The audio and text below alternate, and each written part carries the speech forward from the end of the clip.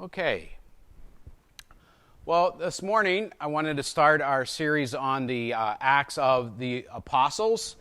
This book, as I do any book of the Bible study, I always like to begin with a quick overview to talk about the history and sort of set the scene, if you will, so that when we get into it, we're just reminded once again of all the different things that's going on in the world of Jesus and what will be the world of St. Paul and the Acts of the Apostles. So we are reminded that, we talk about David and being the great king. Saul was his predecessor. There are three great kings of united Israel. It was Saul, David, and Solomon. It's after Solomon dies that the kingdom breaks into two. And then when it breaks into two, when it divides, that they become ripe for being conquered. And the first nation that's becoming the world power at that time is the Assyrians. And in 722, they come in under Tilgar-Pilzar, and they take over the northern kingdom that had split, which was, they didn't split equally, six tribes. They split 10 and 2. And the 10 tribes in the north are lost to the Assyrians. And the 2 tribes in the south actually survive because they are smart to make a treaty with Egypt. Because Egypt wants to keep them safe so that they can have sort of a buffer zone, if you will. It's not that Egypt loved the 2 tribes so much as that geographically it made sense to kind of align with them. So the Assyrians are in world power. And then it's the Babylonians who come in 586 BC, King Nebuchadnezzar. And not only does they get the Assyrian power, everything they had, but they also move in and take over the southern kingdom as well. And so now all of Israel is under dominion of somebody else. And what the Babylonians do, the Assyrians did it as well, but the Babylonians really do it, is they make a major exile of the Israelis. They take them, the Hebrew people, and they scatter them all over their conquered area, as they did other places that conquered. To think about it, if all our states were a nation, and Pennsylvania decided to take over Ohio, they come in and take all the Ohio leadership, they move them to Washington, Texas, Florida, spread them out, because then their communication, they can't get together to revolt. And so it's a strategy to keep people under their thumb by spreading them out. And they force Israelites to leave their promised land and go out, and they call this diaspora, which sort of means scattered, and people do that. There is a remnant that stays where they're at, and they continue to practice the Jewish faith. There are those who have been scattered, who continue to practice the Jewish faith and the Jewish language and so forth, so that like Passover and all those things continues to be celebrated. Another world power comes up. Cyrus the Great on 537 becomes the next world power. They come in, and Cyrus does something that the other kings did not. He inverses the exile policy. He basically says, look, if you do not revolt, I'll let you move back to your homeland.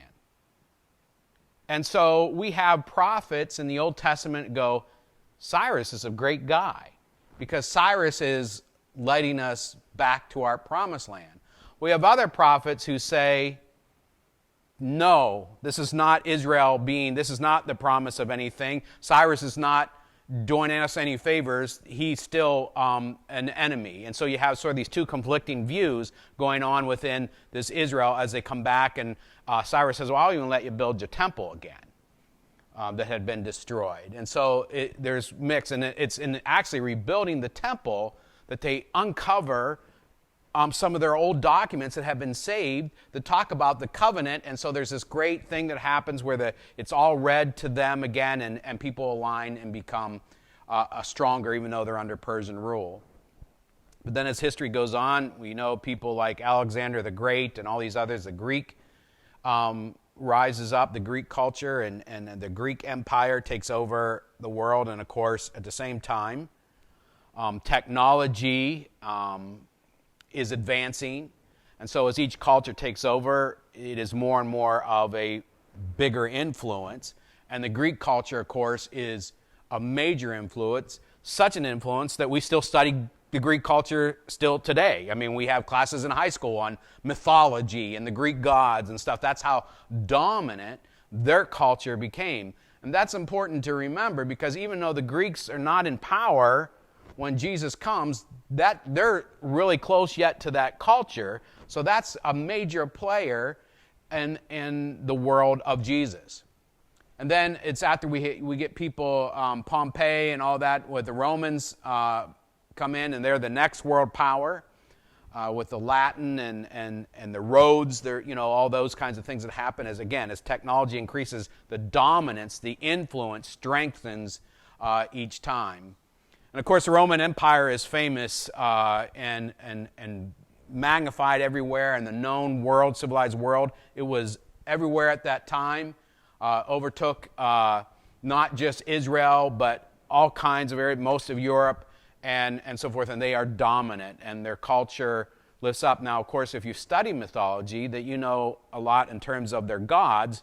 They keep the same gods, they're just Roman names, because if you study mythology, you had to learn their Greek name, right, and their Roman name, remember? So each god sort of had two names. I'm trying to think, what, Athena was Venus? Am I right, or am I mixing up? No, Aphrodite was Venus, and Mercury, and all those ones, that they all had two names, because one was just their Greek name, and one was the Romans kept that sort of alive, their religious beliefs, but just had that. But it's into this world then that Jesus is born, and I always like to do this quick map. If you know this map, this will help you through the New Testament like crazy. If you can just remember these 5 places and have an idea of them, then you are going to understand the sort of the geography of most things that occur with the Mediterranean Sea, the Sea of Galilee, the Jordan River that connects them, where Jerusalem is, in relationship to those. And if you just sort of can snapshot that in your mind, that's going to be very helpful. So the reason I do this is because this is where, when we study the New Testament, whether it's the life of Jesus or what happens after his death and resurrection, we sort of have this 3-layer cake always occurring. And that impacts everything in terms of how things are done, how things are recorded, how we understand what's happening. So you have Jewish people who kept their own culture and their language, the Aramaic Hebrew language, living under the Greek culture still being dominant, but yet it's the Romans who are in charge. So you see, you have all these 3 things, and sometimes we'll read in the New Testament, because the New Testament's originally written in Greek, because that was still, even though Latin's around, we're talking 63 BC when Rome comes in. It's going to take a few generations for that to take hold. So the Greek culture had been around for hundreds of years at that point, so everybody, when they learn the language, they learn the Greek. But sometimes when you read the New Testament, it'll say things like Golgotha, and then it'll say right after, which in Hebrew means place of the skull. So they use the actual Hebrew words for something sometimes, because they don't have a Greek word for these Hebrew name places, but then they sort of have to define it, like rabbi, and then it says in a few places, which means teacher, because they're using the Hebrew words as the written language is still dominated by Greek. So those impact how we read things. And of course, the Roman rule, Caesar Augustus is in power at the time of Jesus' birth. Tiberius is in charge at the time when Jesus dies.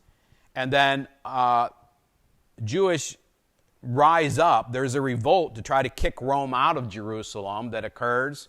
And Rome does not take kindly to this. And they basically come in, and not only do they wipe them out and kill many, spread them out, destroy, they take the temple down too. And that has major repercussions. When we start looking at the book of Acts of the Apostles, that's going to be a factor in that.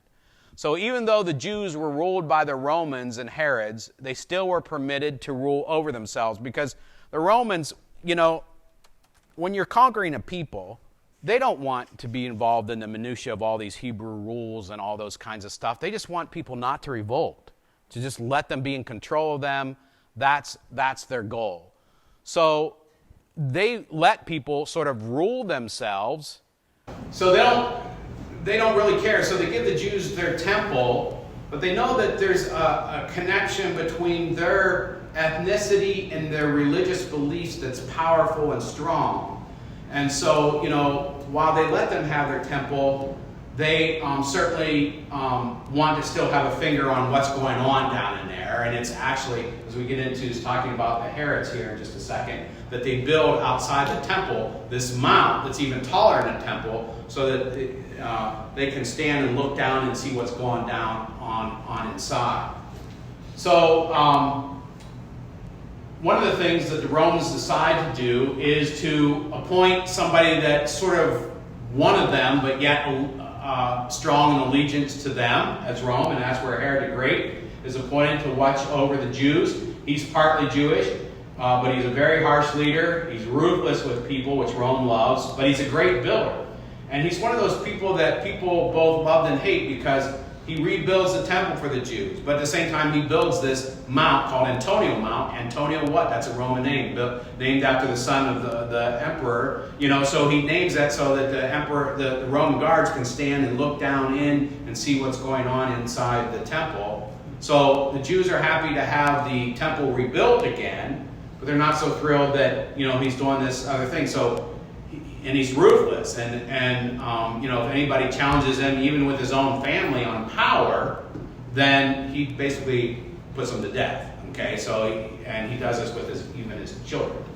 But he dies in 4 BC, which is one of the reasons why that we know that Jesus wasn't born in the year 0, because Herod is in charge when Jesus is born. So that's one of the reasons that we markers to know that Christ actually believed born between 4 and 6 BC. That can be documented with the Quirinius was governor of Syria, Caesar Augustus, and Herod. All those stuff, it lines up in that 4 to 6 BC area.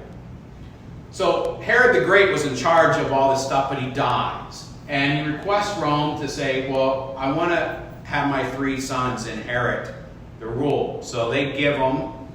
He's been a good ruler for Rome. So they break the area into 3 parts, and each of his Herods get a part of the sons. I make that joke. It's sort of like George Foreman, the boxer. He named all his kids George Foreman 1, 2, 3. Well, Herod, they all named their Herod. And the reason I'm doing this is because all these Herods are going to appear in the book of the Acts of the Apostles, but it's not these Herods. So I'm trying to give a background on who these people are. So you have these 3 sort of territories in that map of Jesus that you kind of memorized from back before of the different areas. But you can see that one area is divided into 3 different areas. So it's Herod Antipas, Herod Archelaus, and Herod Philip. Well, Herod Archelaus is the one that gets the big chunk, the green, the dark green. And you have Jerusalem in there, and so think, wow, this guy, he got the best because he's going to be the best. Well, he's an absolute fool. And he can't rule, and Rome boots him out because he's not able to sort of keep order. Now I'm going over this in big paintbrush strokes here. But what happens then is when he's thrown out, Rome then appoints their own person in there. And that person is a procurator. And that procurator at the time of Jesus' death and rest is Pontius Pilate. That's why we have sort of this Pontius Pilate figure and these Herod figures going on, because there's still these Herod figures in these other areas of where Jesus is from and all this kind of stuff going on. And you have this Roman procurator there, and you think, well, why is there not a procurator up here or over here? It's because he takes over the one son and has that territory there. And if we go back here, this area up in here by the Sea of Galilee, you can see not so much here. This is more Gentile territory. But this one here, that's where Jesus is from. This is where he grows up. That's where, Nazareth and Galilee and all that. So you have that Herod sort of running this. But then when you come out into the big city, it's going to be Roman. And so that plays itself out with Jesus' crucifixion. If you remember, they take him to, it talks about Herod becoming friends with Pontius Pilate that day. There's a phrase to that effect. That's because Herod happens to be in that territory because it's Passover, and he's coming down to do the Jewish thing. And so when Pontius Pilate finds out that, hey, Herod's in town, this Jesus from Galilee, hey, take him over there, because then the Romans don't have to deal with them. We'll let the Jewish people deal with them. They can sort of stay out of it. But there's a back and forth because nobody wants to be the bad guy in that sense, that way. So I share all this because in the book of Acts we encounter two more Herods. The first one is the grandson of Herod the Great, who will be the one who puts Peter in prison. And then later on, Herod Agrippa II, which is his son, the great-grandson of Herod the Great, he's partially initially involved toward the end of the book and the trial of the Apostle Paul. But it's after Herod Agrippa, the Herods are sort of done. Okay, they kind of fade out of power. But you have this sort of lineage going on to the great-grandson that impacts that. And as we look at Bible history, we do that. In terms of how the power was run, many of you know this and heard this, that in Jerusalem, because the Rome did not want to be involved in these crazy beliefs that the Jews had, that they let them appoint their governing body, and their governing body was a Sanhedrin. And they had power to dispute things, but they couldn't sentence a person to death, which again plays into when we think about the trial of Jesus. They bring him before the Sanhedrin. They want him to die, but they can't sentence him to death. So they ruled over the temple and the Jewish people, and of course their leader was the high priest. You might think of them as the Speaker of the House, or you might think of them as the majority leader or whatever. And of course high priest at the time of Jesus is Caiaphas. But it's made up of other religious people, Pharisees, Sadducees, and other folks. The Pharisees and Sadducees, you can kind of think of our own Congress made up of different political parties, maybe like the Democrats and Republicans in that sense. They are religious authorities. They are faithful people. Sometimes, like in our gospel this morning, we kind of knock them aside all the time because Jesus is always clashing with them. But these are people that aren't necessarily, they're just like anybody else, just like I suppose our own Congress today. There are people that are there for the right reasons and people there for the wrong reasons. And that's probably true of some of the religious authorities as well. There were some there that were for the wrong reason, but there were some there who felt a call, a sense of righteousness, and they wanted to keep that for the Jewish people. When you think about it, ever since they've been able to rule themselves back in Israel, they've been able to keep their culture, their heritage, and their tradition. So the religious leaders, though maybe under different names, were powerful figures to keep that culture moving on from generation to generation. So they were dedicated folks, and loyal and important. And of course, they're the ones then when Jesus starts upsetting the apple cart of life, starts to become frustrated. Now, here's a quick overview of the two of them. The Sadducees were often more wealthy. They didn't want to get Rome upset because they were living a pretty good life. So why stick the line or whatever? We're tied. They're tied to the temple and its practices. They do not believe in life after death. And when I talked about the temple being destroyed, when there's no temple to rule over, there's no longer Sadducees. So the Sadducees actually disappeared. And so we're not going to really hear of the Sadducees in the Acts of the Apostles, but we will hear of the Pharisees. That part continues to exist. The Pharisees were a little bit more, even though we might not think about it when we read our gospel lessons, but they are more leaders of the people in a sense that they believed in synagogues, that it was right to have synagogues for people to come and worship, where the Sadducees said there's one place to worship, it's where God dwells, and that's the temple. End of story. Pharisees were under things, no, we can build synagogues in our different areas where we live and come and worship there, though we still need to definitely come to the temple, and the temple is the ultimate place where God dwells.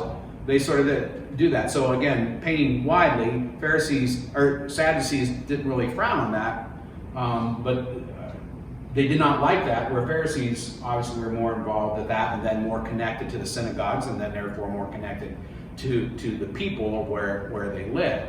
And of course then it's the Pharisees that survive over the long term, because the Sadducees then are extinguished in a sense because there's no temple to rule over.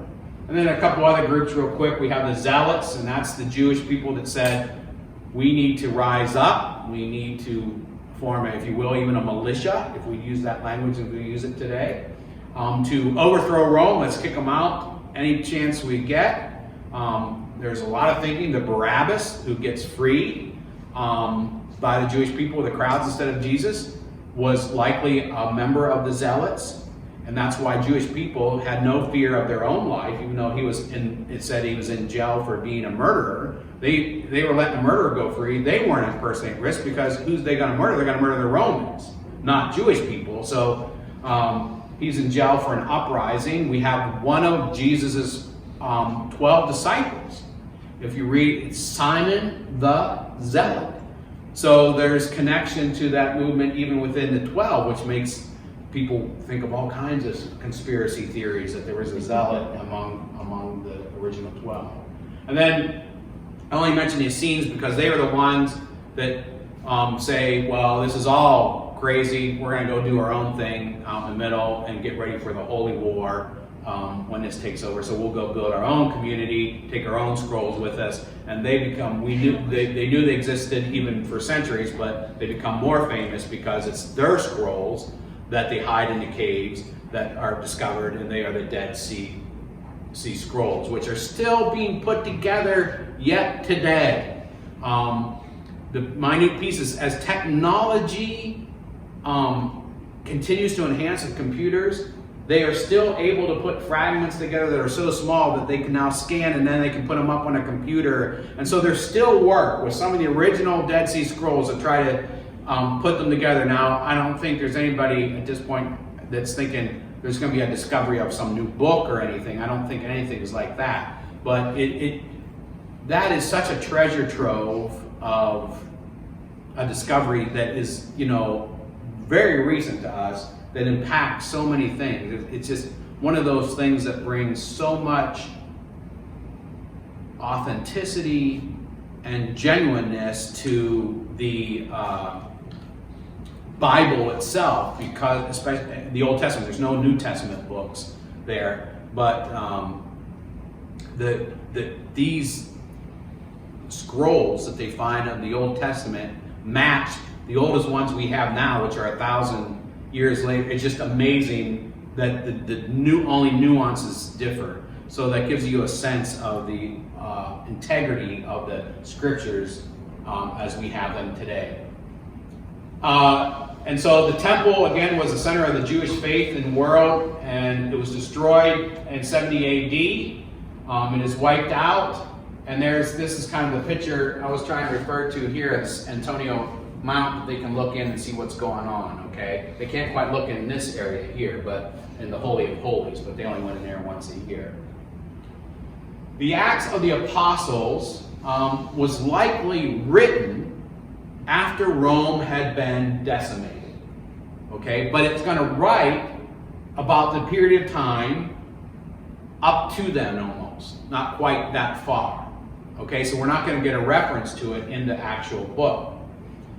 So the Acts picks up basically where the Gospels leave off. So I wanted to talk a little bit today in this session. I'm trying to keep them around 45, 50 minutes here. But I kind of wanted to introduce, get us to the first part of the book, and then next week start really getting into the chapters and verses.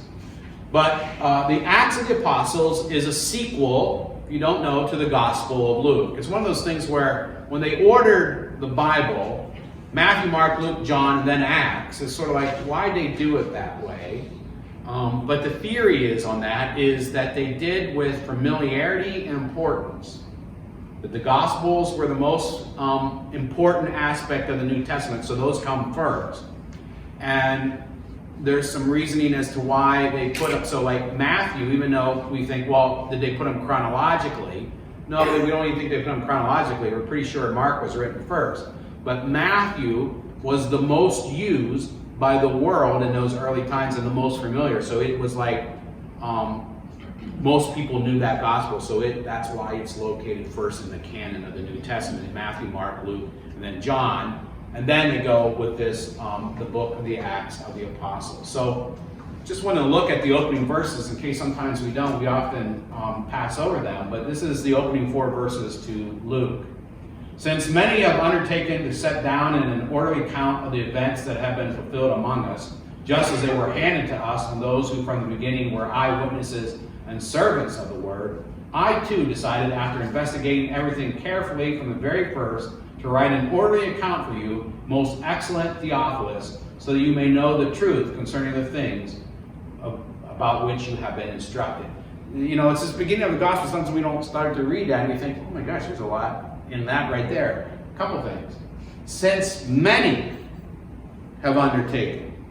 Okay, it doesn't say since 3 others or 2 others. I mean, actually, we think Luke is done before, written before John. John comes much later. So we have Matthew and Mark, which Luke would have most likely known about. He definitely would have known about Mark, because he copies and pastes and stories. You know, just like we still do with the computer today, he copies and pastes stories from Mark and just puts them right in his.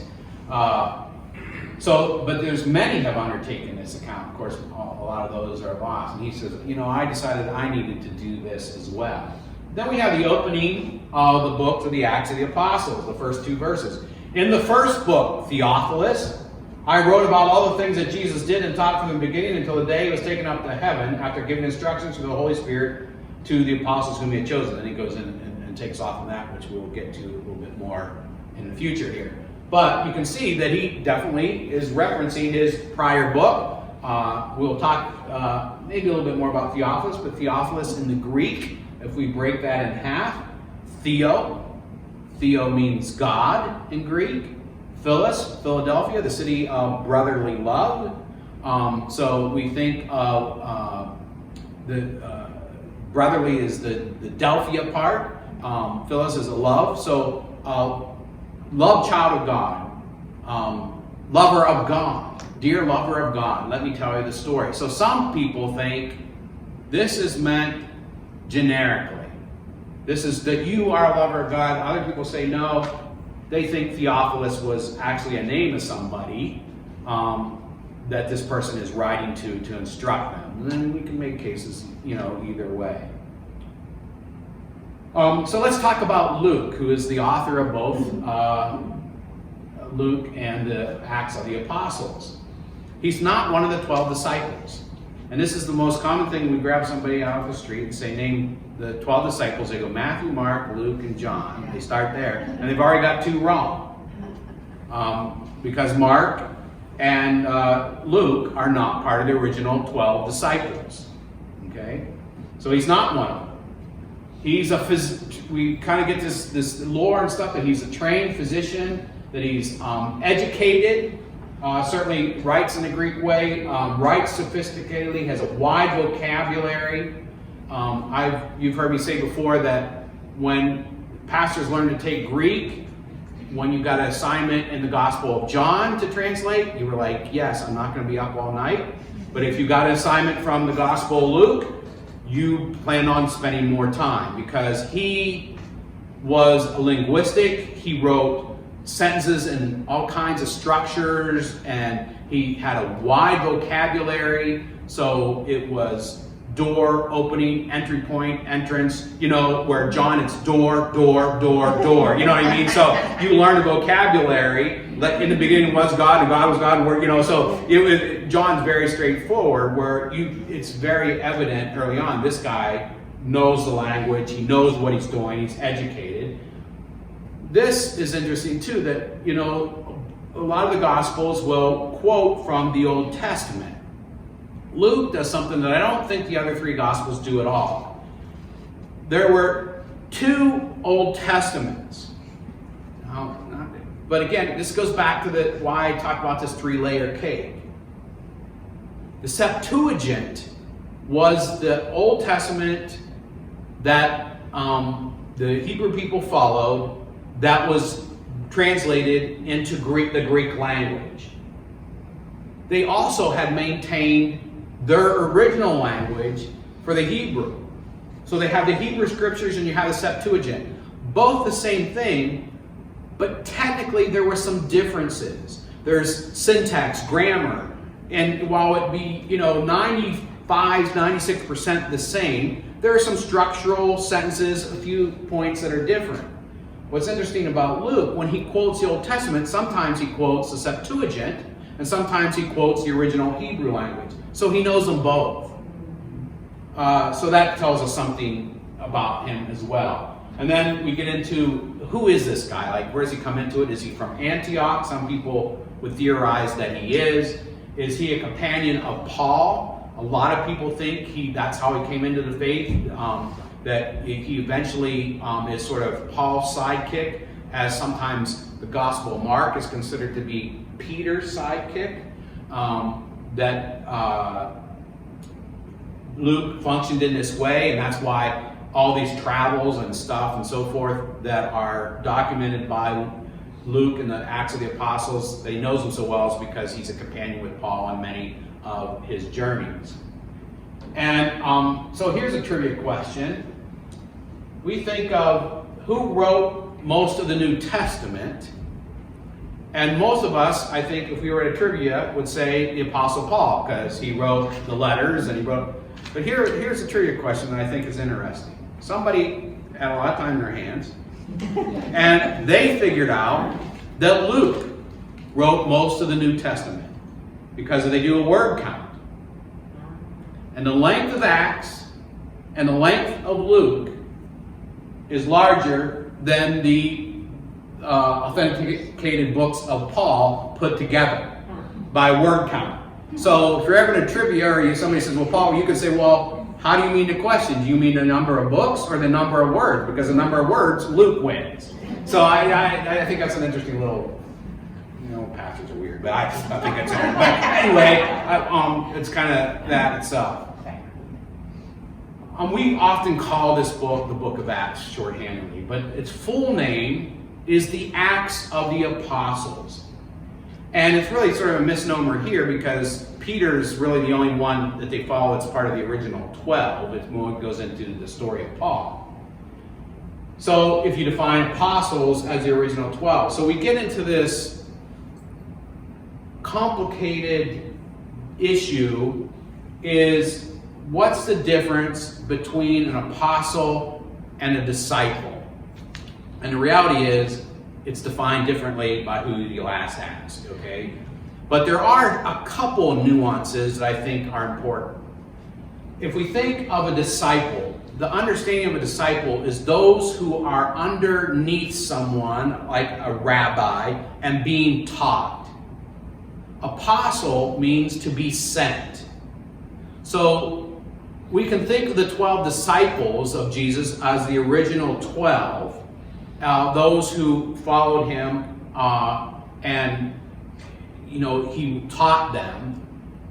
And then we can also think about them as apostles, because certainly Jesus then sends them into the world, so they are apostles. But we also know that we talk about the Apostle Paul. We talk about the Apostle Stephen and other people that are apostle. And sometimes we say, well, this person was a disciple of Jesus. This person was an apostle of Jesus. And we we can get confused.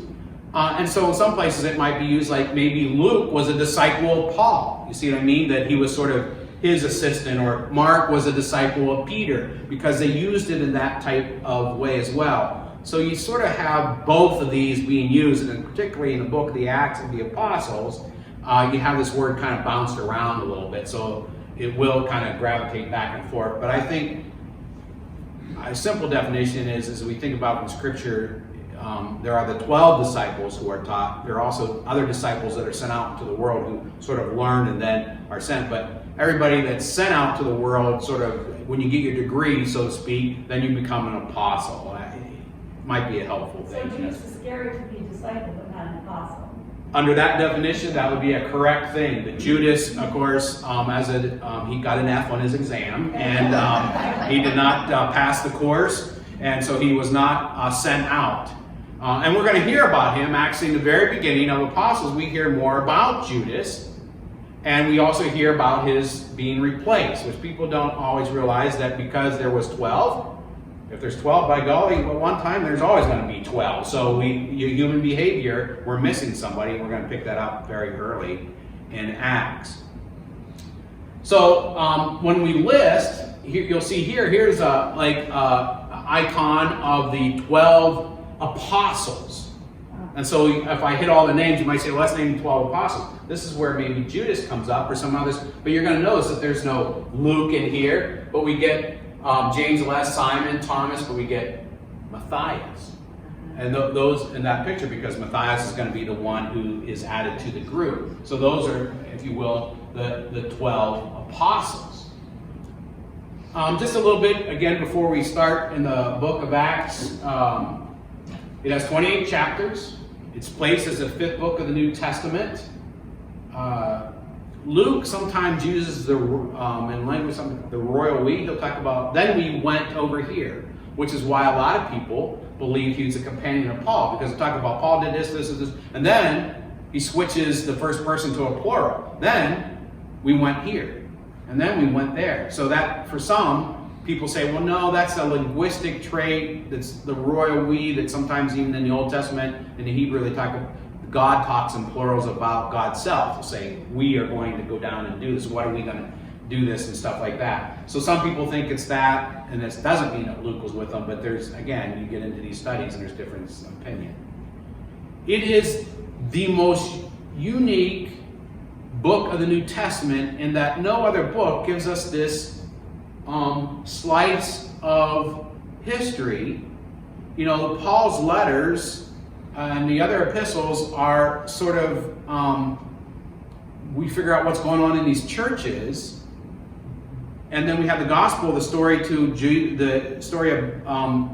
Jesus' ministry to death, and a couple of books, a reference to his birth to death.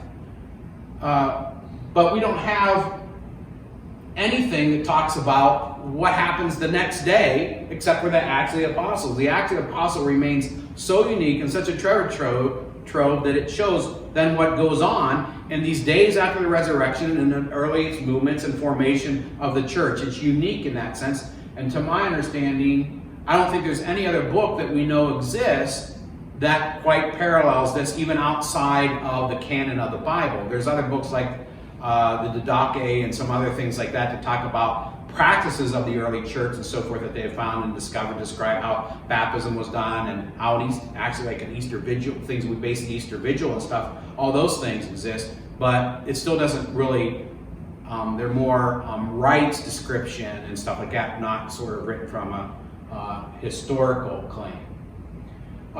So the importance of it, it shows the movement from these Jewish followers of Jesus into the Gentile world that's going to happen through the book. We get major stories of Peter, Stephen, and Paul. And basically, if you want to think about it, it doesn't, not broken equally, but basically the first half is on Peter, and then the second half is going to be on Paul's conversion and what he does. And then it documents Paul's missionary trips. And when the book concludes, Paul's still alive. He's not dead yet. He's in Rome. And it sort of ends there and sort of has this summary.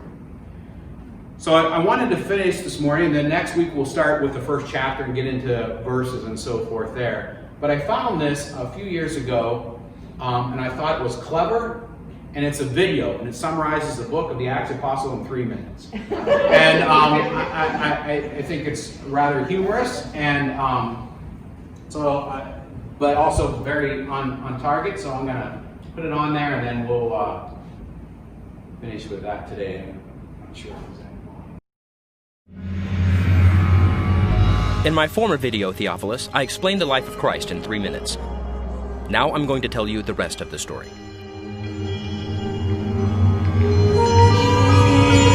After being crucified, Jesus comes back to life and hangs out with the apostles. He tells them that they will receive the Holy Spirit and be his witnesses. Jesus takes off. The disciples are gathered together on Pentecost when the Holy Spirit arrives. Tongues of fire hover over them, hence the logo.